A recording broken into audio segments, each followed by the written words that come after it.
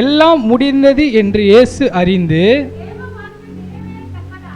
தேவ வாக்கியம் நிறைவேறத்தக்கதாக தாகமா இருக்கிறேன் என்றார். அதாவது இங்க பார்த்தீங்கன்னா இயேசு கிறிஸ்து சிலுவையில் மொத்தம் எத்தனை வார்த்தை பேசினாரு? 7 வார்த்தையில 3 வார்த்தை மக்களுக்காக, அதாவது அவரை மன்னிங்க. 2வது வார்த்தை என்ன பேசினாரு? ரட்சிங்க. 2வது வார்த்தை என்னோடு கூட நீ பரதேசில் இருப்பாய், அதாவது அந்த கல்லனுக்காக பேசினார். 3வது வார்த்தை இதோ உன் மகன் இதோ உன் தாய். அதை போல இந்த 4வது வார்த்தை 5வது வார்த்தை அதுக்கு அப்புறம் பார்த்தீங்கன்னா மீதி இருக்க 4 வார்த்தை எதுக்காக பேசினாரு? அவருக்காக பேசினாரு. இங்க இயேசு கிறிஸ்துவை நீங்க எடுத்துக்கொண்டீங்கன்னா அவர் என்ன சொல்றாருன்னா, வேத வாக்கியம் நிறைவேறத்தக்கதாக தாகமாய் இருக்கிறேன். அதாவது இங்க நீங்க வேதத்துல பார்த்தீங்கன்னா அநேகருடைய தாகத்தை ஆண்டவர் என்ன பண்ணார்னா தீர்த்து வச்சாரு. ஆகாரோட, அதாவது ஆபிரகாம் ஆகாரை விட்டு வெளியே போகும்போது ஆகாருக்கு சின்ன கொஞ்சம் அப்பமும் துருத்தியில தண்ணியும் கொடுத்து அமிச்சிட்ட பிறகு ஆகாருக்கு என்ன ஆகுதுன்னா துருத்தியில இருக்கிற தண்ணியும் திந்தது அப்பவும் திந்தது. அப்போ ஆகாருக்காக ஒரு துறவை உண்டு பண்ணாரு.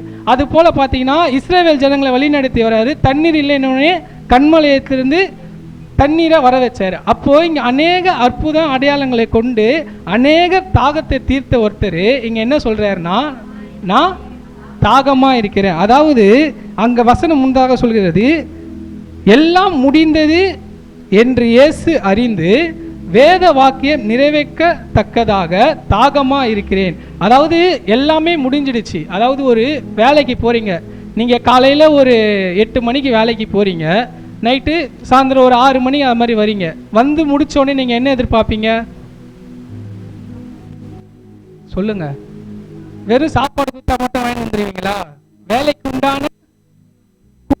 வேலைக்கு உண்டான கூலி. அப்போ இங்க வேத வாக்கியம் நிறைவேற்றத்தக்கதாக என்று அறிந்து தாகமா இருக்கிறேன். அப்போ அவருடைய தாகம்னா என்ன தாகம்? சரீர பிரகாரமான தாகம் இல்லை. அவருடைய தாகம் என்னன்னா உங்களுக்காக, அதாவது பிதாவின் சித்தத்திற்காக நான் பாடுகளை ஏற்று சிலுவை சுமந்து என்னுடைய ரத்தம் எல்லாமே சிந்தியாச்சு. அதற்கு உண்டான கூலி, அதாவது அதற்கு உண்டான கூலி என்னன்னா ஆத்தும தாகம். அப்போ இந்த ஆத்தும தாகத்தை குறித்து தான் இங்க வேதத்தில் தெளிவாக சொல்லப்படுகிறது. அதாவது மத்தேயு 27:34 நீங்க வாசிச்சீங்கன்னா, நீங்க யூதரோடைய வழக்கத்தை பார்த்தீங்கன்னா கல்லர்கள் எல்லாம் சிலுவையில அரைஞ்சி கொடூரமாக தான் ஒப்பு கொடுப்பாங்க. அப்போ இயேசு கிறிஸ்துவையும் சிலுவையில அரைகிறதுக்கு முன்பதாக என்ன பண்றாங்கன்னா, அவருக்கு அங்க அநேக ஸ்திரீகள் இருக்காங்க. ஸ்திரீகள் இருக்கும்போது அவங்க குடிக்கிறதுக்கு என்ன கொடுக்குறாங்கன்னா கசப்பு கலந்த அந்த காடியில கொடுக்குறாங்க. ஆனா அவர் அதை என்ன பண்றாருன்னா மத்தேயு 27:34 நீங்க வாசிச்சீங்கன்னா தெரியும், அதை ருசி பார்த்து அதை குடிக்க மனதா இல்லை. அப்போ அவருக்கு தாகமா இருக்கிறேன் என்று சொல்லும் போது அப்போ அவருக்கு உண்டான அந்த சரீர பிரகாரமான தாகம் இல்லை. நான் இந்த வேலையை செஞ்சு முடிச்சிட்டேன், எனக்கு உண்டான தாகம், எனக்கு உண்டான கூலி என்னன்னா ஆத்தும தாகம். அதே நீங்க எடுத்து வாசிச்சீங்கன்னா இயேசு ஒரு பட்டணத்திற்கு போறாரு. யோவான் சுவிசேஷம் 4ஆம் அதிகாரம் 8வது வசனம்.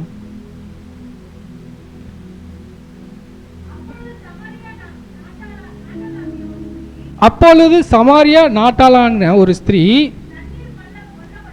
தண்ணீர் மொள்ள வந்தால் இயேசு அவளை நோக்கி தாகத்திற்கு அப்போ இது யார்கிட்ட கேட்கிறாரு?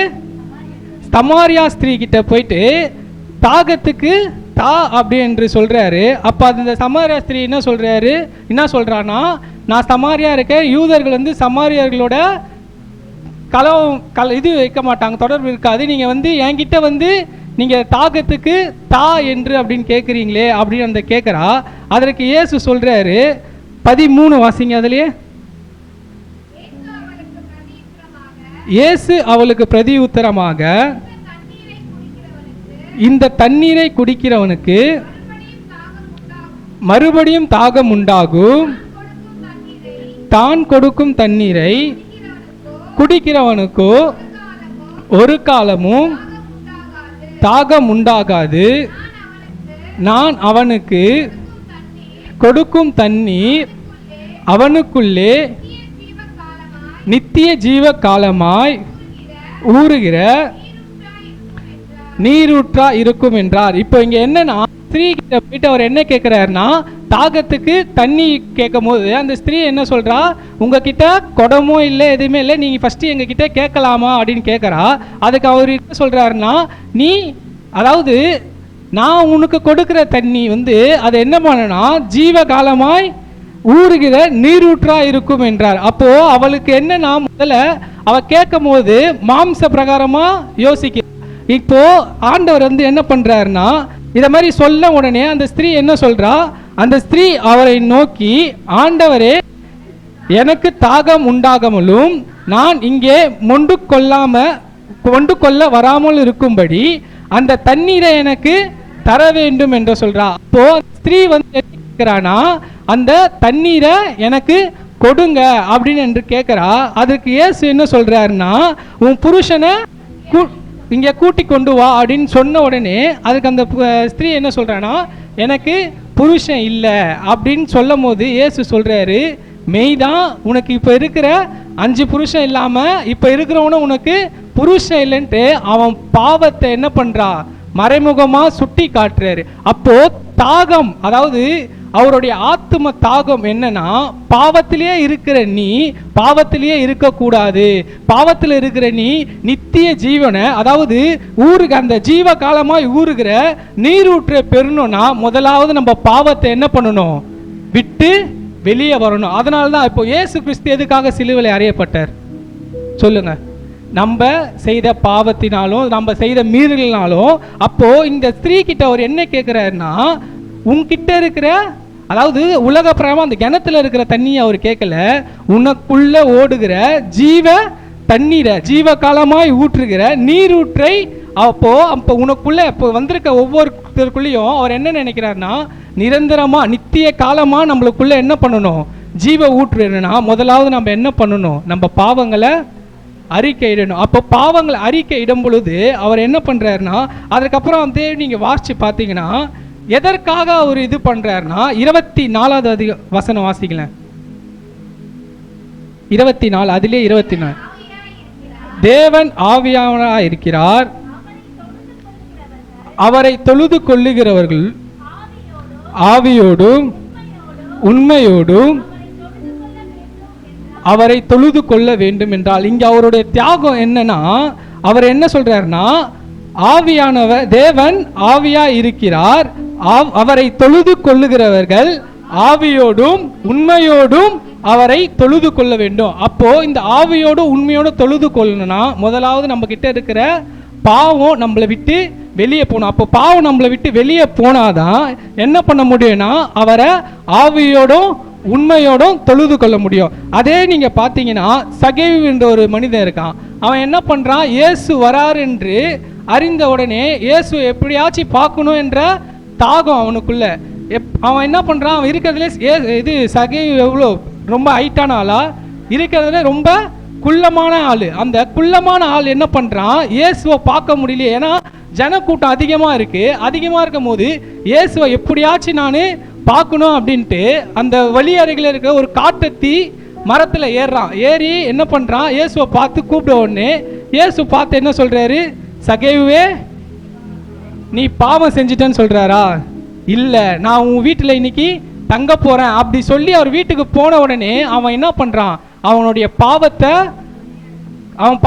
உணர்றான். உணர்ந்து என்ன சொல்கிறான், நான் அநியாயமாக வாங்கியிருந்தா 4 தனியாக நான் திருப்பி கொடுத்துட்றேன் எல்லாமே அவன் சொல்கிறான். அப்போது இயேசுவோட தாகத்தை நம்ம அறிஞ்சோன்னா, முதலாவது நம்ம தாகத்தை அறியும் போது நம்மளுக்குள்ள இருக்கிற பாவம் என்ன ஆகுதுன்னா வெளியேறப்படுகிறதா இருக்கு. அப்போ இது இன்னொரு காரியம் பார்க்கலாம். 2 சாமுவேல் 23ஆம் அதிகாரம் 14வது வசனம். 2 சாமுவேல் 23:14.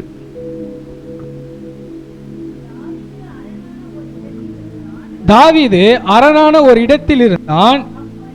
அப்பொழுது பெலிஸ்தரின் தானியம் பெத்லெகேமிலே இருந்தது. தாவீது பெத்லகேமின் ஒலிவுமுக வாசலில் இருக்கிற கிணற்றின் தண்ணீரின் மேல் ஆவல் கொண்டு என் தாகத்திற்கு கொஞ்சம் தண்ணீர் கொண்டு வருகிறவன் யார் என்றார். அப்பொழுது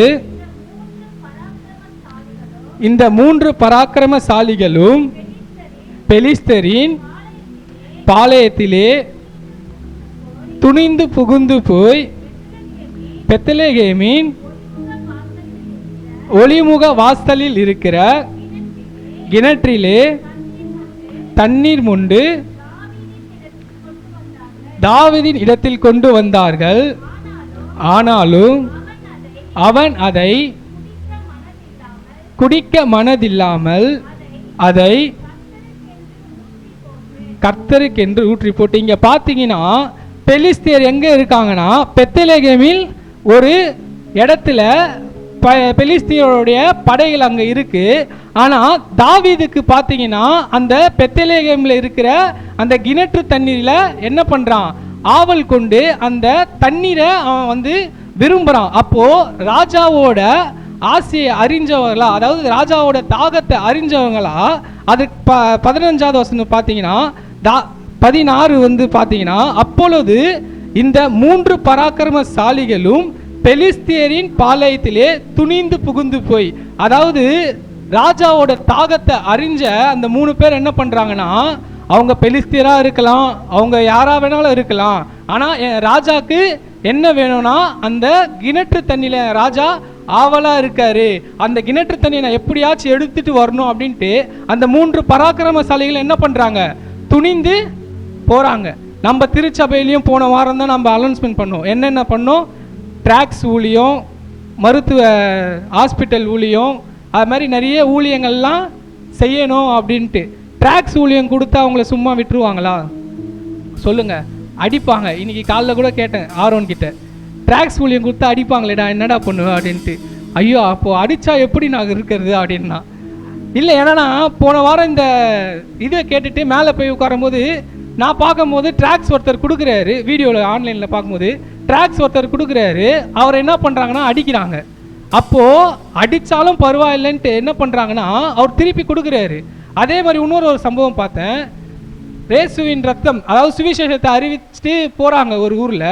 அங்கே இருக்கிற எல்லாம் வந்து நீங்கள் அறிவிக்கக்கூடாது, நீங்கள் என்ன சொல்லணும், இப்போ வர ஒரு ஃபேமஸான ஒரு வாக்கியம், அதை வந்து நீ என்ன சொல்லணும் சொல்லு அப்படின்றாங்க. அதுக்கு இவங்க அந்த வயசான பாட்டி அவங்க என்ன சொல்கிறாங்கன்னா இயேசுவின் ரத்தம் ஜெயம், அது கன்னடம்னா இயேசுவின் ரத்தம் ஜெயம், இயேசுவின் ரத்தம் ஜெயம்ன்றாங்க. அந்த பாட்டி சொன்ன உடனே அந்த பாட்டி மட்டும் தான் ஃபஸ்ட்டு சொல்லிட்டு இருக்காங்க. அதுக்கப்புறம் பார்த்தீங்கன்னா அவங்க கூட போன எல்லாருமே என்ன பண்ணுறாங்கன்னா தைரியம் வந்து இயேசுவின் ரத்தம் ஜெயம், இயேசுவின் ரத்தம் ஜெயம் சொல்கிறாங்க. சொன்ன உடனே அந்த பைக்கில் வந்து எல்லாருமே என்ன பண்ணுறாங்கன்னா போகிறாங்க. அப்போது ஆண்டவருடைய தாகத்தை அறியணும்னா, அதாவது அவருடைய சுவிசேஷத்தை நம்ம சொல்லணும்னா முதலாவது என்ன வேணும், தைரியம். தைரியம் இருந்தாதான் நம்ம ராஜாவோட தாகத்தை தீர்க்க முடியும். தைரியம் இல்லாமல் ஏதாச்சும் பண்ண முடியுமா? ஏன்னா எது பண்ணனாலும் நம்மளுக்கு என்ன வேணும், தைரியம் வேணும். அப்போ இங்க தாவீதின் ராஜாவோடைய தாகத்தை தீர்க்கிறதுக்கு அவங்க என்ன பண்றாங்கன்னா பெலிஸ்தியரின் பாளையத்துக்கே போயிட்டு அந்த துணிந்து போய் என்ன பண்றாங்க, ஒளிமுக வாசல் இருக்கிற கிணற்று தண்ணீர் மொண்டு அதை தாவீதின் இடத்தில் கொண்டு வராங்க. அப்போ நம்ம இந்த குட் ஃப்ரைடே ஆராதனை நம்ம அப்போ இயேசு சிலுவையில் சொன்ன 5வது வார்த்தை என்ன, தாகமா இருக்கிறேன். அப்போ ஒரு தாகமா இருக்கிறார்னா முதலாவது நம்ம பாவத்தை, அதாவது நம்ம பாவத்தை அறிக்கையிட்டு அந்த பாவத்திலேருந்து வெளியே வரும்போது தான் அவருடைய தாகத்தை நாம் புரிஞ்சு கொள்ள முடியும். அதே போல் அவர் தாகத்தை நம்ம புரிஞ்சுக்கணும்னா முதலாவது நம்மளுக்குள்ள